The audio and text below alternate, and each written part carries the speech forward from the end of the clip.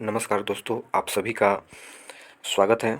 आज हम लोग पढ़ने वाले हैं सिविल सर्विसेज का क्रॉनिकल मैगजीन से संबंधित, वो भी जो सिविल सर्विसेज के लिए 1990 से आईएएस अभ्यर्थियों का नंबर 1 पत्रिका रहा है, वो हमारा क्रॉनिकल मैगजीन। वो मासिक पत्रिका है और इस मासिक पत्रिका से संबंधित हम लोग पढ़ेंगे जुलाई मंथ जुलाई मंथ 2025 से। वो भी पढ़ेंगे हम लोग जुलाई मंथ का वह one liner MCQ, one liner current affair से संबंधित पढ़ेंगे, वो भी विस्तार से पढ़ेंगे। तो देखते हैं, करेंट अफेयर का वन लाइनर 2025 की जुलाई मंथ की है। इसमें हम लोग पढ़ेंगे, पहला राष्ट्रीय घटनाक्रम पढ़ेंगे, दूसरा जो हम लोग पढ़ेंगे आर्थिक दृष्टि से घटनाक्रम पढ़ेंगे, अंतर्राष्ट्रीय घटनाक्रम पढ़ेंगे, वैज्ञानिक विज्ञान और प्रौद्योगिकी से संबंधित घटनाक्रम पढ़ेंगे। इसमें हम आते हैं तो पहला हम लोग उठाए हैं राष्ट्रीय घटनाक्रम की, और इस राष्ट्रीय घटनाक्रम की 3 घटनाओं से स्टार्ट करेंगे। एक वर्ग में बांट के रखे हैं, ऐसे 3-3-3 करके हम लोग 3 वर्गों में बांट करके उसको हम लोग अध्ययन करेंगे। पहले तो पहला राष्ट्रीय घटनाक्रम का हम लोग सवाल पढ़ते हैं। ये जो देख रहे हैं घटना जो है, वो पहले ये ध्यान में रखना है, यह जो घटना 1008 संस्कृत संभाषण शिविर से है। तो पहले तो ये जानेंगे कि ये जो 1008 संस्कृत संभाषण शिविर है वह है क्या। दूसरा समझेंगे संस्कृत संस्कृत भारती क्या है। ये संस्कृत भारती की जो बात करते हैं ये समझेंगे, क्योंकि इनसे जो सवाल बने हैं ये 23 अप्रैल से 4 मई 2025 के मध्य नई दिल्ली में किस संगठन द्वारा 1008 संस्कृत संभाषण शिविर का आयोजन किया गया है। तो वह जो संगठन जो हो जाएगा वह संस्कृत भारती द्वारा हो जाएगा। इसी को हम लोग विस्तार पूर्वक समझते हैं। हो सकता है अभी थोड़ी सी हार्ड लग रहा होगा, पर इसकी जब हम लोग विश्लेषण पढ़ेंगे यह आसान हो जाएगा। तो पहला हम बोले हैं कि ये जो 23 अप्रैल से 4 मई तक जो आयोजन किया गया था 1008 संस्कृत संभाषण शिविर है क्या। तो ये जो देख रहे हैं यह संस्कृत बोले जाने वाले जो लोग हैं उसकी बोलचाल और बढ़ाने के लिए और जीवित करने के लिए यह आयोजन किया गया है 1008 शिविरों का, अर्थात 1008 स्थानों पर इसका आयोजन किया जाएगा। और इनके जो जो समापन का जो दिन था 4 मई को, तो यह समापन समारोह में वह गृह मंत्री अमित शाह जी गए हुए थे। दूसरी हम बोले हैं कि इसमें इस घटना में हमको पढ़ना है कि संस्कृत भारती क्या है। तो संस्कृत भारती की बात करते हैं, यह एक संस्था है जिसकी स्थापना 1981 में हो रही है। और यह जो संस्कृत भारती जो संस्था है वह एक मिशन स्तरीय संस्था है जो संस्कृत को जीवित करने, संस्कृत भाषा की बोलचाल की भाषा के रूप में पूर्ण जीवित कर रही है। वह संस्था की चर्चा करते हैं। जो संस्था है वो हमारे संस्कृत भारती संस्था है। और इसी संस्कृत भारती संस्था के द्वारा 23 अप्रैल 2025 से लेकर 4 मई 2025 तक 1008 संस्कृत शिविरों का आयोजन किया गया था। और यह जो आयोजन जिस संस्था के द्वारा किया गया था, जिस संगठन के द्वारा किया गया था, वह संगठन संस्कृत भारती संस्था है जिसकी स्थापना 1981 में हुआ है। और इसके जो समारोह के पास पहुंच रहे हैं, तो समारोह में वह पहुंचे हुए थे, हमारे गृह मंत्री अमित शाह जी पहुंचे हुए थे समापन समारोह में। अगला पढ़ते हैं, इसी जो राष्ट्रीय घटनाक्रम जो पढ़े हैं अब इसको पढ़िए, अब यह आसान लगेगा। तो पहला है 23 अप्रैल से 4 मई 2025 के मध्य नई दिल्ली में किस संगठन द्वारा 1008 संस्कृत संभाषण शिविरों का आयोजन किया गया है। तो वह हमारा हो जाएगा संस्कृत भारती संस्था या संगठन के द्वारा। अब आसान लग रहा होगा। और इसमें अब हम लोग जो अगला पढ़ने वाले हैं वो हमारा 13 मई को, 13 मई 2025 को पश्चिमी क्षेत्र के राज्यों का क्षेत्रीय सम्मेलन कहाँ आयोजित किया गया है, इसके बारे में हम लोग समझेंगे।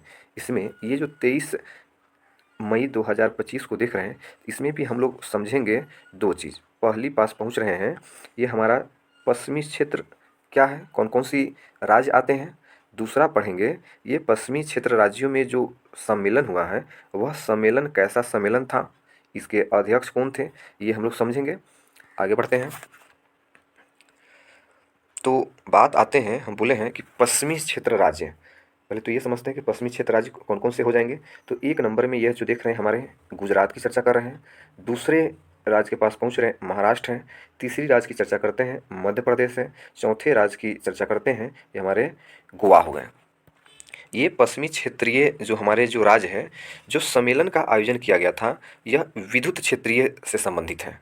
अर्थात पास पहुंच रहे हैं, यह जो पश्चिमी क्षेत्रीय राज्यों का जो सम्मेलन हुआ है, यह विद्युत क्षेत्र से संबंधित सम्मेलन है। और इस विद्युत क्षेत्रीय सम्मेलन में जो महाराष्ट्र के जो वर्तमान जो मुख्यमंत्री हैं, उन्होंने इनका अध्यक्षता किया है। और 13 मई 2025 को पश्चिमी क्षेत्रीय राज्यों का विद्युत क्षेत्रीय सम्मेलन जो मुंबई में आयोजन किया गया था, ये हमारे पास पहुंच रहे हैं जो महाराष्ट्र के जो मुख्यमंत्री है श्री देवेंद्र फडणवीस, और केंद्रीय जो वहाँ के विद्युत मंत्री या आवास एवं शहरी कार्य के जो मंत्री हैं, वह हमारे श्री मनोहर लाल खट्टर जी हैं।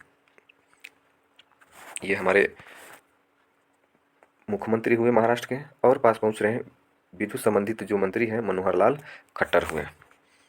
तो उम्मीद करते हैं ये दूसरे नंबर की जो घटना जो देख रहे हैं, ये 13 मई की जब चर्चा करते हैं, 13 मई 2025 को पश्चिमी क्षेत्र की चर्चा करते हैं। तो पहला महाराष्ट्र की चर्चा कर रहे हैं, दूसरा गुजरात हो जाता है, तीसरे नंबर की चर्चा करते हैं वो हमारा मध्य प्रदेश, और 4 नंबर में गोवा। और यह जो 23 मई 2025 की जब बात करते हैं, ये पश्चिमी क्षेत्र है, ये जो सम्मेलन हुआ है, यह सम्मेलन विद्युत से संबंधित है। यह विद्युत क्षेत्रीय सम्मेलन है। इनके अध्यक्ष के पास पहुंच रहे हैं महाराष्ट्र के मुख्यमंत्री किए थे, और यह जो आयोजन किया गया था मुंबई में किया गया था। अगला जो हम लोग पढ़ने वाले हैं, यह 2 मई 2025 को नीति आयोग ने भारत में लघु, सूक्ष्म एवं मध्यम उद्यमों की प्रतिस्पर्धात्मक संवर्धन अर्थात MSME कॉम्पिटिटिवनेस इन इंडिया नामक रिपोर्ट जारी किया है। और यह जो जारी किया गया नीति आयोग द्वारा, यह रिपोर्ट किसके सहयोग से विकसित की गई है, तो वह पास पहुंच रहे हैं प्रतिस्पर्धात्मक संस्था अर्थात IFC के द्वारा। तो इसमें हम लोग दो चीज़ों को जानेंगे। एक जो देख रहे हैं MSME क्या है, दूसरा हम लोग जानेंगे यह हमारा IFC क्या है। और यह जो समय जो बना हुआ है 2 मई 2025 को नीति आयोग ने यह जारी किया है, उसी के अंतर्गत आता है। देख रहे हैं 2 मई 2025 को नीति आयोग ने भारत में सूक्ष्म, लघु एवं मध्यम उद्यमों की प्रतिस्पर्धात्मक संवर्धन किए हैं अर्थात MSME नामक रिपोर्ट जारी की है। इसमें यह रिपोर्ट क्या क्या है, किससे संबंधित है, तो विशेषकर प्रतियोगी विश्लेषण करता है। दूसरा, नीति का सुझाव देते हैं, साथ साथ पास पहुँच रहे हैं रणनीतिक रिपोर्ट तैयार करते हैं, वह हमारा है MSME रिपोर्ट। और यह जो दिया जाता है नीति आयोग के द्वारा, और नीति आयोग में ही एक संस्था है जिसकी चर्चा करते हैं IFC अर्थात इंस्टीट्यूट फॉर कॉम्पिटिटिवनेस। और यह क्या जारी करता है, तो यह प्रतियोगी विश्लेषण, नीति सुझाव और रणनीतिक रिपोर्ट तैयार करता है। हम लोग देखे हैं कि यह MSME क्या है। इसके अगर पूरे नाम के पास पहुंच रहे हैं, M के पास पहुंच रहे हैं माइक्रो, S के पास पहुंच रहे हैं स्मॉल, एंड M के पास पहुंच रहे हैं मीडियम, और E के पास पहुंच रहे हैं इंटरप्राइजेज। अर्थात हिंदी में अगर समझते हैं तो सूक्ष्म, लघु और मध्यम उद्यमियों के लिए है। और यह नीति तैयार करते हैं। तो इसमें सूक्ष्म उद्यमी किसे कहते हैं, तो यह 1 करोड़ से 5 करोड़ तक जो व्यापार प्रारंभ करते हैं उसको हम लोग सूक्ष्म उद्यमी कहते हैं। दूसरा, लघु उद्यमी के पास पहुंच रहे हैं, यह 10 करोड़ से 50 करोड़ तक अपना उद्योग प्रारंभ करते हैं। तीसरे नंबर के पास पहुंच रहे हैं मध्यम, 50 करोड़ से 250 करोड़ तक जो अपना उद्योग प्रारंभ करते हैं उसको हम लोग मध्यम उद्यमी के नाम से जानते हैं। तो हम लोग दो चीज़ जानने हैं, एक पास पहुंच रहे हैं MSME क्या है, micro, small and medium enterprises, और दूसरी नंबर हम लोग जाने हैं, यह पास पहुँच रहे हैं IFC, यहाँ पास पहुँच रहे हैं। ये IFC क्या है, तो यह IFC इंस्टीट्यूट फॉर कॉम्पिटिटिवनेस है, अर्थात पास पहुँच रहे हैं। यह 2 मई 2025 को नीति आयोग ने यह जारी किया है, किसके द्वारा, MSME के द्वारा। तो इसी प्रश्न को जो हम लोग पढ़े हैं यहाँ पे,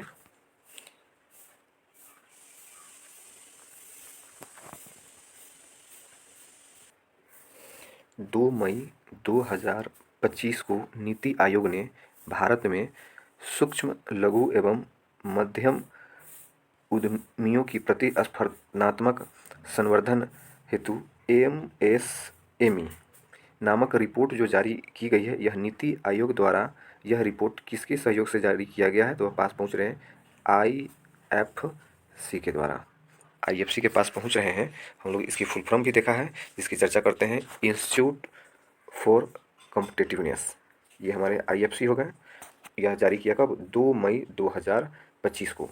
यह किससे संबंधित है, यह कैसा रिपोर्ट है, यह प्रतियोगी विश्लेषण, नीति सुझाव और रणनीतिक रिपोर्ट तैयार करते हैं। साथ साथ ये भी हम लोग जाने हैं, यह MSME क्या है, तो यह micro, small and medium enterprises है, जिसमें सूक्ष्म, लघु और मध्यम उद्यमियों की विकास से संबंधित है। अगला दूसरा हम लोग पढ़ने वाले हैं, राष्ट्रीय घटनाक्रम का दूसरे वर्ग को हम लोग अध्ययन करेंगे। तो प्रश्न बनते हैं, 1 मई 2025 को सड़क परिवहन, सड़क एवं राजमार्ग मंत्रालय ने नई दिल्ली में किस संगठन के साथ मिलकर राष्ट्रीय सड़क सुरक्षा नीति 2025 पर एक दिवसीय संगोष्ठी का आयोजन किया गया है। तो यह जो है भारतीय राष्ट्रीय राजमार्ग प्राधिकरण के द्वारा। तो इसको हम लोग विश्लेषण से पढ़ रहे हैं। पहले तो आते हैं, 1 मई 2025 को सड़क परिवहन एवं राजमार्ग मंत्रालय ने भारतीय राष्ट्रीय राजमार्ग प्राधिकरण अर्थात NHAI के साथ मिलकर नई दिल्ली में राष्ट्रीय सड़क सुरक्षा नीति 2025 पर एक दिवसीय संगोष्ठी का आयोजन किया गया है। सीधा सरल भाषा में समझें तो इसकी जो सड़क से संबंधित है, यह इसमें सरकार और NHAI के द्वारा, NHAI के बाद आते हैं जिसको हम लोग जान रहे हैं national highway authority of India के द्वारा, और सरकार दोनों मिलकर एक मीटिंग की है। मीटिंग में यह तय किया गया कि 2025 के लिए सड़कें कैसी सुरक्षित की जाएं, क्योंकि सड़कों पर बहुत सारे हादसा हो रहे हैं, और किस नीति पर अमल किया जाए। इसी संगठन के पास पहुंच रहे हैं, जहां पर दोनों सरकार और नेशनल हाईवे अथॉरिटी दोनों ने मिल करके 1 मई 2025 को सड़क परिवहन एवं राजमार्ग मंत्रालय ने भारतीय राष्ट्रीय राजमार्ग प्राधिकरण अर्थात पास पहुंच रहे हैं national highway authority of India के साथ मिलकर नई दिल्ली में राष्ट्रीय सड़क सुरक्षा नीति 2025 पर एक दिवसीय सम्मेलन किए हैं। वह आयोजन किया गया कब, 1 मई 2025 को।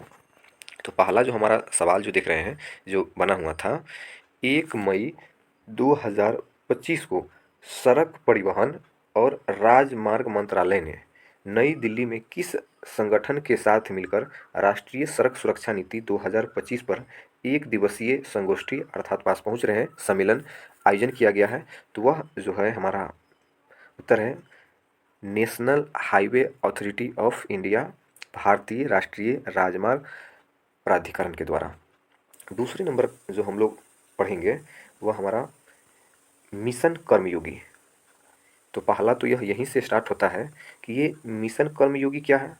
मिशन कर्मयोगी के तहत आई गॉट कर्मयोगी प्लेटफॉर्म पर संपूर्ण भारत में पंजीकृत सिविल सेवकों की संख्या कितनी हो गई है, तो यह हमारा 1 करोड़ से अधिक हो गया है। तो पहले हम लोग समझ रहे हैं ये जो मिशन कर्मयोगी क्या है। यह जो मिशन कर्मयोगी जो है वह किस प्लेटफॉर्म के द्वारा यह सिविल सेवकों की जो रजिस्ट्रेशन करने में जो संख्या पूरी है वह पूरी कितना पूरी है, 1 करोड़ से अधिक पूर चुका हुआ है। इसी को हम लोग विश्लेषण के रूप में पढ़ रहे हैं। तो पहला आते हैं, क्या है मिशन कर्मयोगी। तो अगर देखा जाए मिशन कर्मयोगी की जब चर्चा करते हैं तो इसकी शुरुआत 2 सितंबर 2020 को हुआ है, और यह 2 सितंबर 2020 को यह नरेंद्र मोदी के द्वारा किया गया है। मिशन कर्मयोगी की बात करते हैं।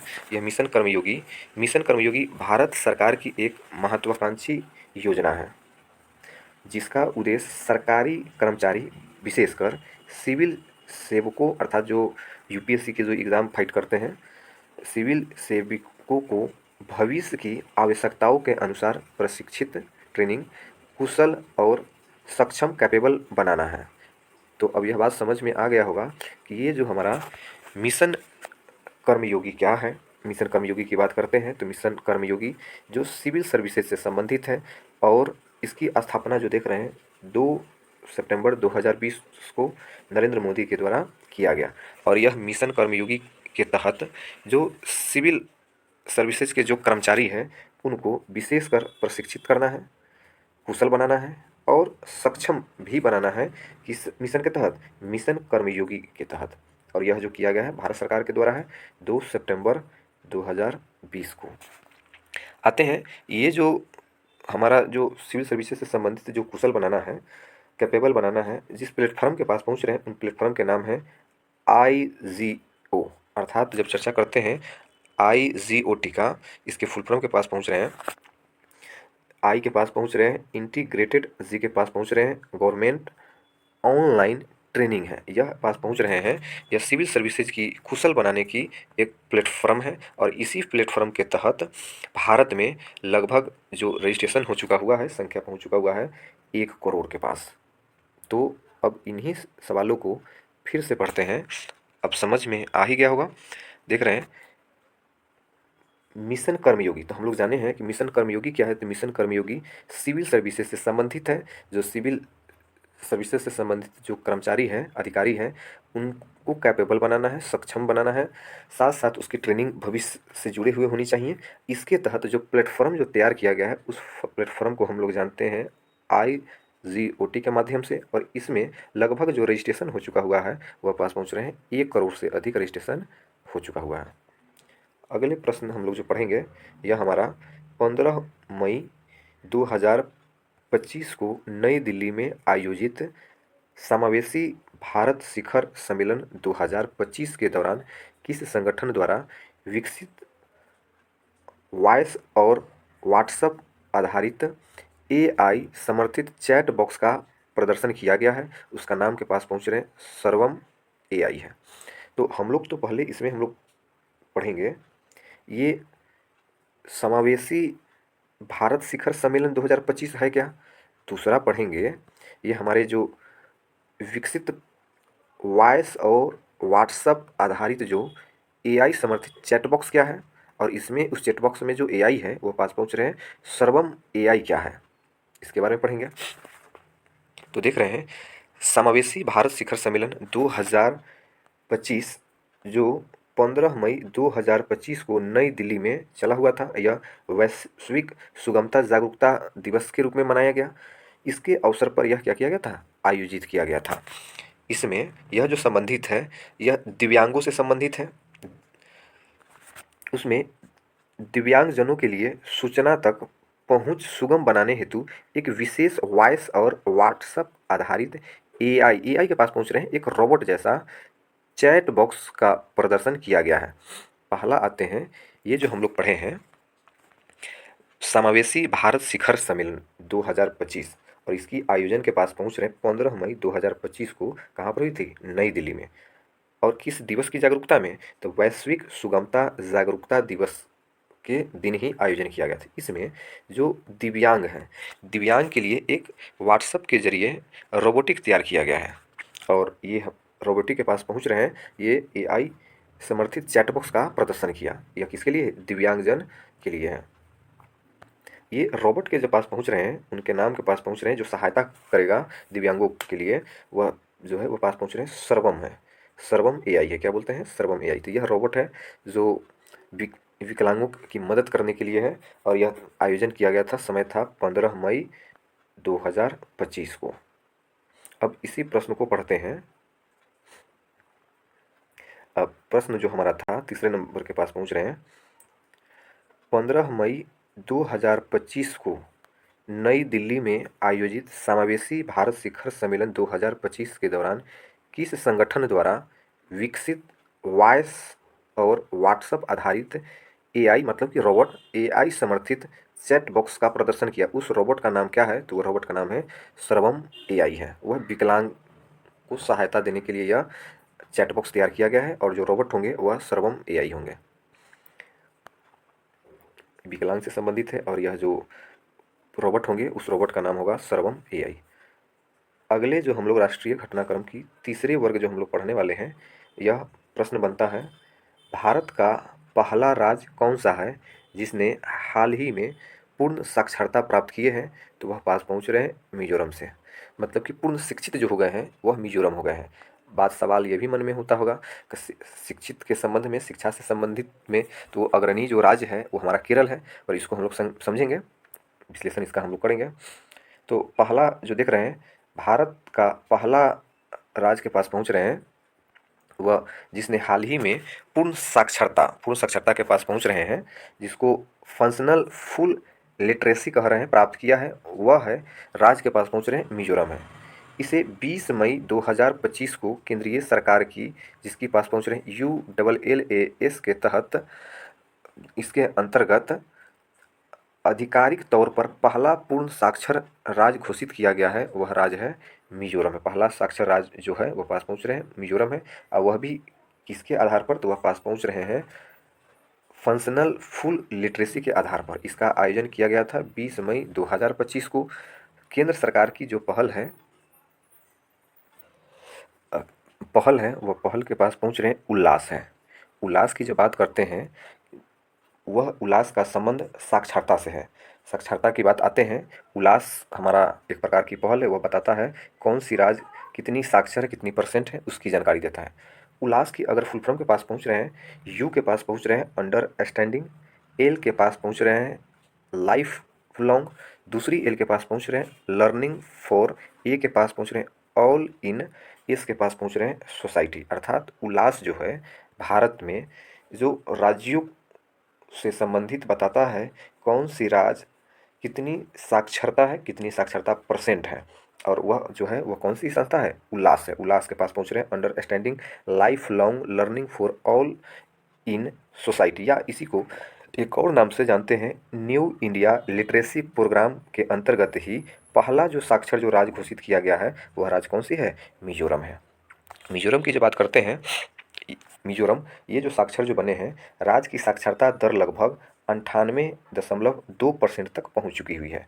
अगर देखा जाए उल्लास के अंतर्गत जो एक राज्य को जो साक्षर होने के लिए जो मापदंड की बात करते हैं तो वह मापदंड 95% ही है, पर मिजोरम जो है 98.2% तक पहुंच चुका हुआ है। अर्थात पास पहुंच रहे 95% से भी आगे बढ़ चुका हुआ, सीमा से बहुत अधिक बढ़ गया है, वह मिजोरम है। अब आते हैं, मन में यह भी बात चल रहा होगा तो पहला साक्षर राज्य तो मिजोरम बन चुका हुआ है, ये भी चल रहा होगा कि पहला राज्य तो केरल था, केरल के पास पहुंच रहे हैं। हालांकि ध्यान देने वाली बात है कि पहले पहले राज्य के पास पहुंच रहे केरल को 18 अप्रैल 1991 को कंप्लीट लिटरेसी का दर्जा मिल गया था। ये मिजोरम के पास पहुंच रहे हैं, ये मिजोरम की बात करते हैं और ये केरल है। केरल जो साक्षर जो हुए थे वो हुए थे 18 अप्रैल 1991 को। दूसरी बात आते हैं कि ये मिजोरम की जब चर्चा करते हैं तो मिजोरम जो जो साक्षर होते हैं वो भी कैसे? फुल लिटरेसी के साथ, वह 20 मई को, 20 मई 2025 को। इन दोनों में अंतर क्या है कि जब केरल की बात करते हैं तो केरल सिर्फ वह सिर्फ इफेक्टिव लिटरेसी के अंतर्गत आते हैं, पास पहुंच रहे हैं, इफेक्टिव के पास पहुंच रहे हैं। वो सिर्फ केरल वाले राज्य जो साक्षर हुए थे वह पढ़ने लिखने के आधार पर वह सक्षम थे, इसलिए वह पहला राज्य वो साक्षर बने थे।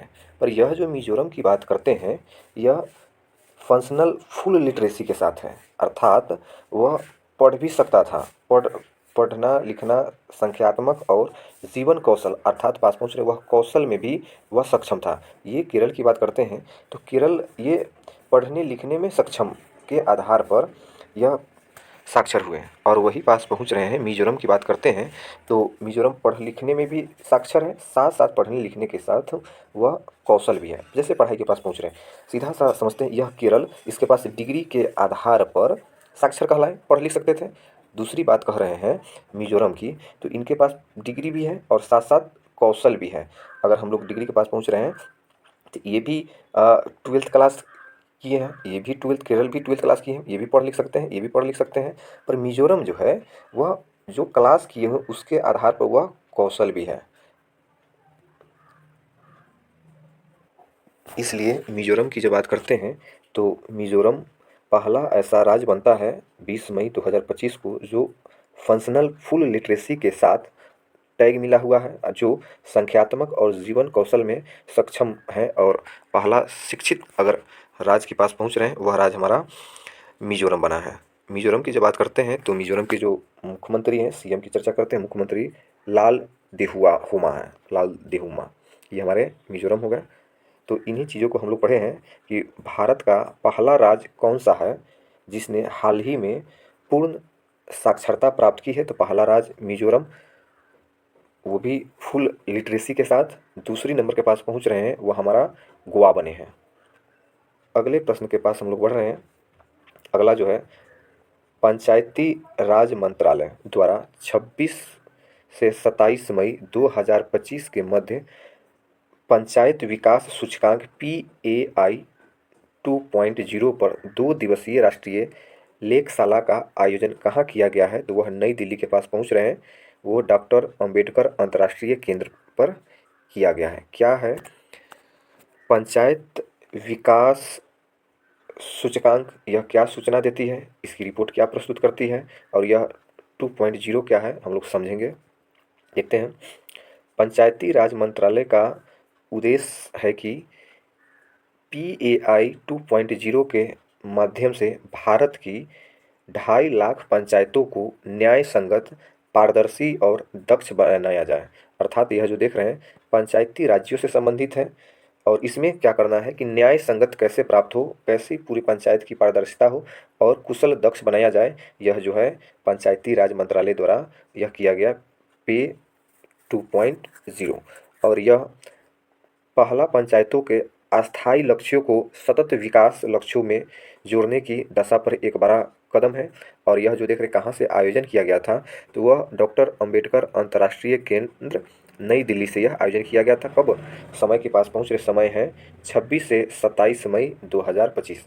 सीधा सा समझते हैं कि ये जो पंचायती राज मंत्रालय द्वारा 26 से 27 मई 2025 को ये नई दिल्ली से डॉक्टर अंबेडकर अंतर्राष्ट्रीय केंद्र से पे 2.0 के तहत जो भारत की जो पंचायतें हैं 2.5 लाख पंचायतों को न्याय संगत, पारदर्शी और दक्ष कुशल बनाने के लिए यह कार्यक्रम प्रारंभ किया गया है। अब प्रश्नों की तरफ हम लोग बढ़ते हैं। तो हम लोगों ने ये सिविल सर्विसेज से संबंधित जो हमारे जो क्रॉनिकल मैगजीन्स हैं और इस क्रॉनिकल मैगजीन से हम लोगों ने जो पढ़ा है जुलाई 2025, ये जुलाई 2025 से संबंधित हम लोगों ने राष्ट्रीय घटनाक्रम हम लोग पढ़ चुका है और इसी राष्ट्रीय घटनाक्रम में ये सारी चीज़ हम लोग पढ़ा है। अभी हाल फिलहाल पढ़ा है पंचायती राज मंत्रालय 26 से 27 मई को पे 2.0 जारी किया गया है। कहाँ से जारी किया गया है, तो डॉक्टर अंबेडकर अंतरराष्ट्रीय पास पहुँच रहे हैं नई दिल्ली से, और यह पास पहुँच रहे हैं, यहाँ तक समाप्त हो चुका हुआ है। अब जो हम लोग पढ़ेंगे अगली वीडियो में, ये पढ़ेंगे आर्थिक दृष्टि से पढ़ेंगे, अंतर्राष्ट्रीय दृष्टि से पढ़ेंगे और विज्ञान एवं प्रौद्योगिकी दृष्टि से पढ़ेंगे। धन्यवाद आप सभी का।